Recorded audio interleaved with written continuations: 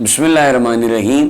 شیعہ ذاکر صاحب نے بخاری کے اندر وہ روایت بیان کی جن کا امام بخاری کو بھی پتہ نہیں ہے۔ ماتم کیوں کرتے ہیں؟ صحیح بخاری میں روایت موجود ہے، پکی روایت موجود ہے، حضرت محمد مصطفیٰ صلی اللہ علیہ وآلہ وسلم پر ایک مصیبت آئی، آقا نے کیا کیا؟ فضربا فخذہ ووجہہ ورأسہ، آقا نے اس مصیبت کی وجہ سے اپنے رانوں کو بھی پیٹا، اپنے چہروں پہ بھی ماتم کیا، اپنے سر کا بھی ماتم کیا۔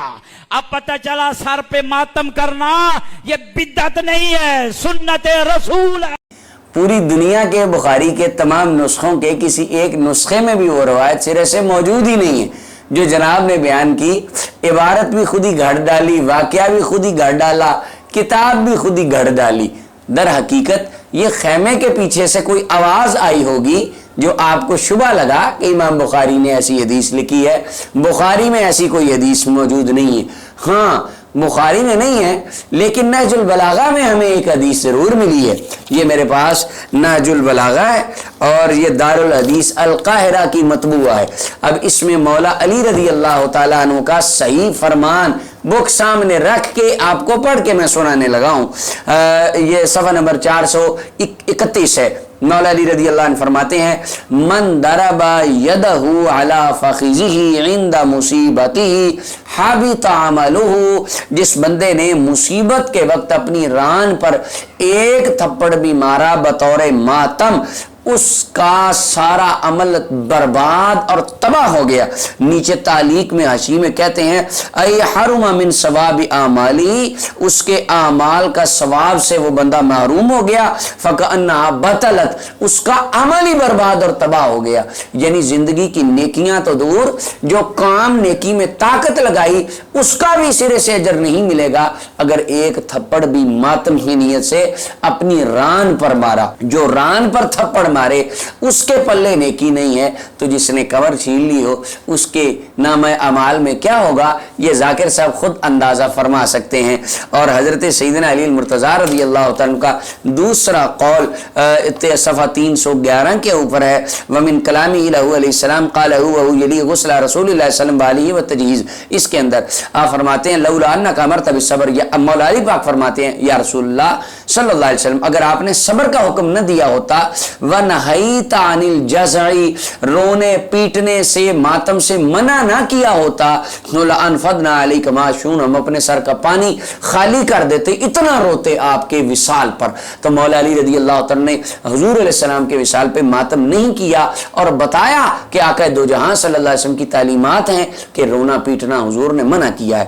یہاں پر جتنے دلائل دیے جائیں ماتم کے حرام ہونے پر تو اس کے بارے میں بعض ذاکرین حضرات کہتے ہیں عام بندے کا ماتم حرام ہے، معصوم کا ماتم جائز ہے۔ معصوم کا اگر ماتم جائز ہے اس بات کو مان لیا جائے تو شیعہ سنی تمام حضرات کے نزدیک نبی اکرم صلی اللہ علیہ وسلم کی ذات معصوم ہے۔ اہل سنت انبیاء کے علاوہ کسی کو معصوم نہیں مانتے، شیعہ کے اندر عقیدہ عصمت آگے بھی چلتا ہے، لیکن آقا کریم صلی اللہ علیہ وسلم تمام حضرات کے نزدیک، پوری دنیا کے مسلمانوں کے نزدیک معصوم ہے۔ تو جب آقا کریم علیہ السلام کا وصال ہوا اس سے بڑا حادثہ تو اس کائنات پر نہ پہلے ہوا نہ قیامت تک ہوگا۔ سب سے بڑی دہشتناک ہولناک جو خبر تھی وہ مسلمانوں کے لیے اور اہل بیت کے لیے سب کے لیے آقا کریم علیہ السلام کا دنیا سے جانا تھا۔ آقا کریم علیہ السلام کے وصال پہ حضرت مولا علی نے ماتم کیوں نہیں کیا؟ سیدنا امام حسن حسین نے ماتم کیوں نہیں کیا؟ دیگر اصحاب رسول یا اہل بیت جو ماننے والے تھے انہوں نے ماتم کیوں نہیں کیا؟ پھر وہ جو جعلی روایتیں لے کر آتے ہیں وہ 4 سال پہلے ہم ان کا جواب بیان کر چکے ہیں۔ آگے آ جائیں۔ سیدنا علی المرتضیٰ کرم اللہ وجہہ الکریم شہید ہو گئے۔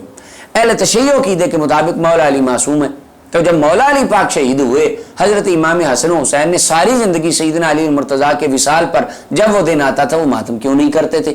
یا جب ان کا وصال ہوا اس وقت ماتم کیوں نہیں کیا؟ امام حسن پاک کو زہر دیا گیا، سیدنا امام حسین نے یا حضرت امام حسن کی اولاد میں سے کسی نے ان کا ماتم کیوں نہیں کیا؟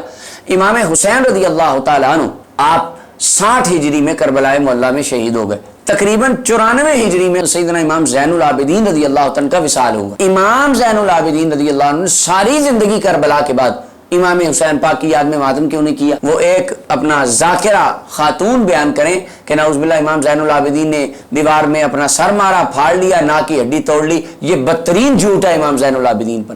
شیعہ کتابوں میں سے، دنیا کی کسی شیعہ مذہب کی کتاب میں سے صحیح سند سے آپ یہ ثابت کر دیں کہ امام زین العابدین نے اپنے ناک کی ہڈی توڑی ہو، نعوذ باللہ۔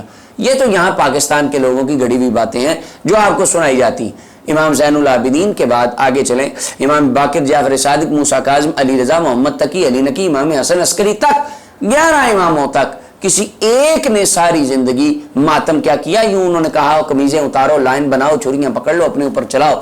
اگر کوئی بندہ، یہاں پر میں ایک جملہ معترضہ کے طور پر بات کروں، اگر کوئی بندہ اپنے آپ کو پیٹتا ہے، مارتا ہے، میری طرف سے وہ تھپڑ مارے، تلوار مارے، فائر اپنے آپ کو مار لے، میرا کوئی نقصان نہیں ہے۔ اور اگر کسی کا مذہب اجازت دے رہا ہے وہ کرے، زور کے کرے اور زور کے کرے، ہمیں کوئی مسئلہ نہیں۔ لیکن حضرت امام زین العابدین رضی اللہ تعالیٰ یا نبی پاک صلی اللہ علیہ وسلم یا ائمہ اہل بیت کی طرف ان کبھی اعمال کو منسوب کرنا یہ انتہائی بدترین بہتان ہے، اور وہ اس سے پاک تھے۔ انہوں نے ایسا قطعاً کبھی نہ کیا، نہ انہوں نے سوچا، نہ ان کی تبلیغ فرمائی۔ لہٰذا جھوٹی روایتیں گھڑنے سے مذہب نہیں پھیلا کرتے۔